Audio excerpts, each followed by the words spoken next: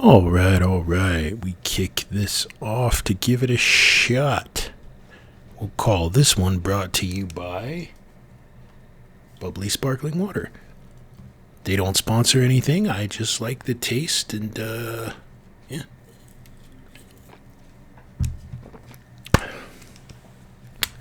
Hello. My name is Eric Mail. This is Three Ships. I don't know, podcast, videocast, podio, whatever it turns out to be, wherever you're seeing it. I'm glad you're here. The question that I get a lot, when you mention an idea like, oh, I think I'm going to start a podcast, everyone immediately goes, do we really need another podcast, man? And no, we don't. We don't need another video format show of dude sitting here talking to his devices. We don't need any more of that. But we do need more good personal trainers in the world. And ideally, we need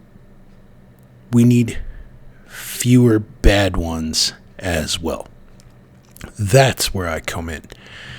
I've been personal training for over 11 years now, just under 12 years now. I've trained thousands of sessions on the floor. I have sold hundreds of thousands of dollars. I've met all of the metrics. I'm in that upper tier of successful trainers. And ultimately, it doesn't mean anything. In fact, I count that almost as an indictment of the system. That someone with my skill set, with my education, with my physical advantages, disadvantages, whatever, has been as successful as I have been. We've got to create a better fitness industry. And that's what I'm here to do. That's what I want to do. I want to talk about things that trainers can talk about and think about and put into movement to make them better at the art, craft, science, business of personal training. The problem is that I can't do this in a room by myself with all of this stuff turned off and have anybody hear it or have anybody learn from it. So, in spite of the fact that we don't really need another fitness blabbing channel, in spite of the fact that we don't really need another podcast at all, here we are. Because we do need some way to get information and ideas out there in a way that people can understand them, interact with them, and hopefully incorporate them into their personal training practices to become better trainers. That's what we're thinking about. So the next thing that you think about when you think about starting a podcast or a YouTube channel or anything else, you think about, what do I talk about? Where do I start? And I've got lists and lists of ideas and pages and pages and pages and pages, probably notebooks full of thoughts on these ideas. But I think where I want to start today,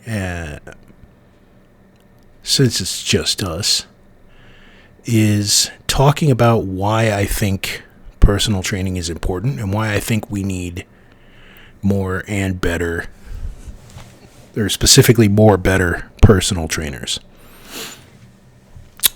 Fitness is not super complicated. If we're being honest, most mammals don't require gyms.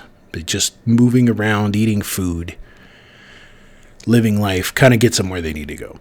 Humans are different in this regard in that we built a society that has made a lot of our evolutionary advantages sort of obsolete.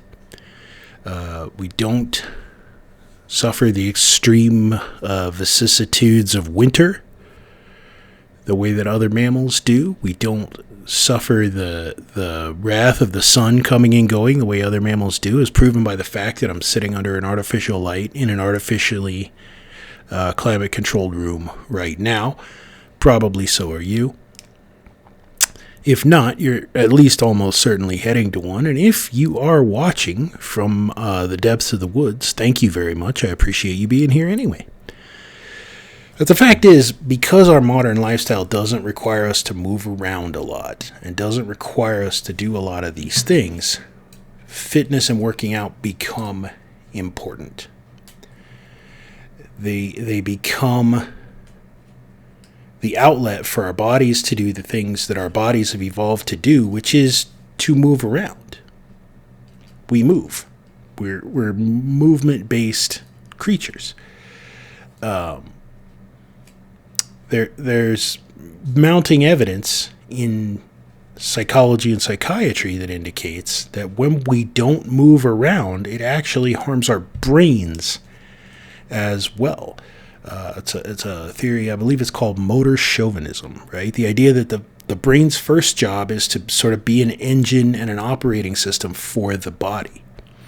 When we lose that through whatever, right? Desk jobs,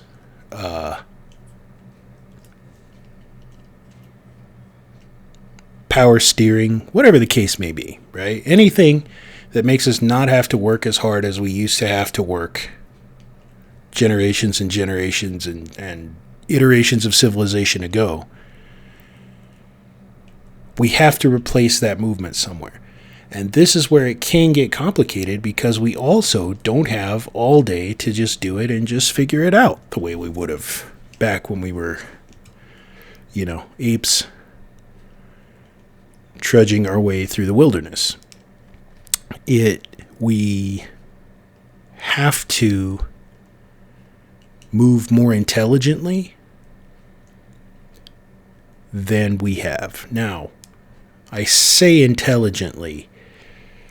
The state of exercise science, and particularly the state of the business of being in the exercise science field, it's not where we would like it. It's not ideal.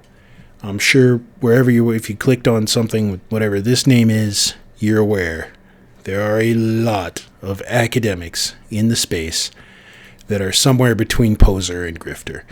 And that's not something that we can necessarily wrestle with all at once. We have to let the science get better as it gets better. But what we can think about, right, is how can we as professional trainers, as experts in helping, not experts in exercise, but experts in helping people get the most out of their exercise for their lives, how can we improve? Because that's what's important. For 80-90% of the population, squat, lunge, hinge, push, pull, carry, twist, walk around is all you need.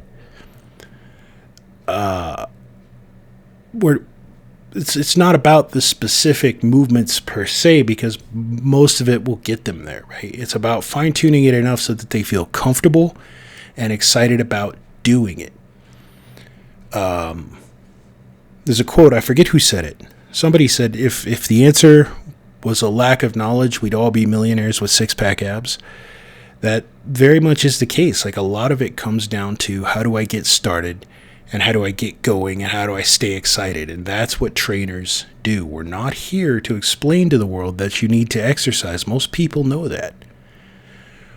What they don't know is how do I pick the exercises that most directly apply to the idea of me getting what I want to get out of my body.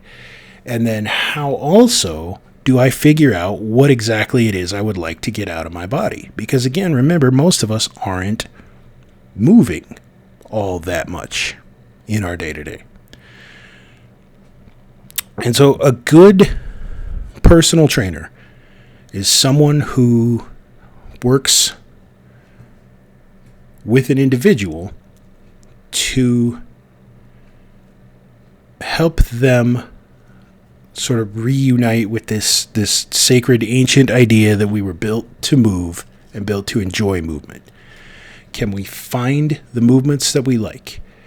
Can we find movements that feel good? Can we find movements that put us on the path that we would like to be on in terms of what we want out of our bodies. And that, for some people, that may be, I want to go skate the X Games. For other people, that may be, I want to hike Kilimanjaro. For other people, that may be, I want to play with my grandkids.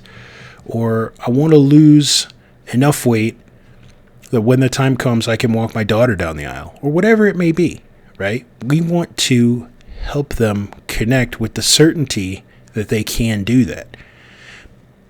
Because that's, as a society, something that we've lost or are losing. That's a unique skill, right? It's not something that a lot of jobs, that a lot of industries have to do or necessarily even want to do, right? But when you think about, when you go to a doctor, right, the doctor doesn't have to explain to you why you should want to recover health because your ancestors were built to be healthy. When you go to the laundromat guy doesn't have to explain to you why you have to get your suits dry cleaned because your ancestors had your suits dry cleaned. But we can't say this directly, but ultimately our job is to help people realize that you have to move because your ancestors survived by moving. Movement is the survival mechanism upon which we are based.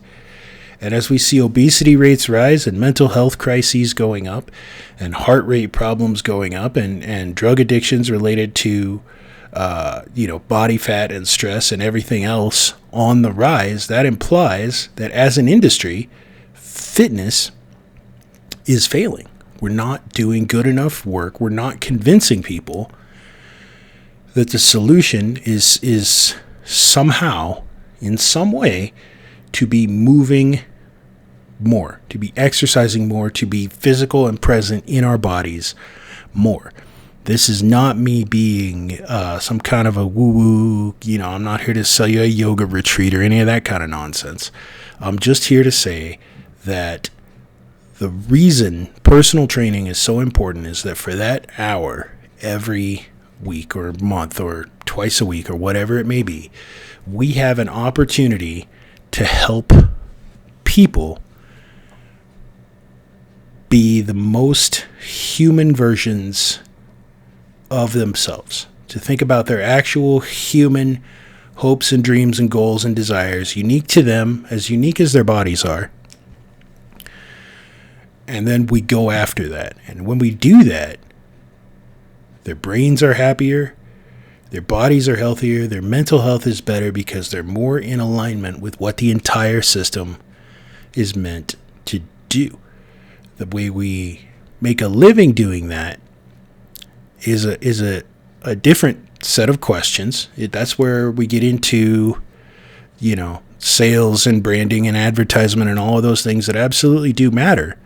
But the most important thing that we have to start with is, why does training matter? Why does having exercise educators and exercise entertainers matter? And the goal is, I believe, that our number one job is to get people excited about moving and exploring movement and exploring exercise and being present in the physical world, and not just slowly waiting for the AI overlords to scoop us into those pink jelly pods from the Matrix. So, I have no idea how long I've been babbling here, but I think that's all I've got to say, and I may actually just go ahead and hit post on this one. But, thank you so much for watching. I appreciate you being here. Bubly Water, if you want to sponsor me, reach out. Otherwise, have a great day. Without further ado, get after it.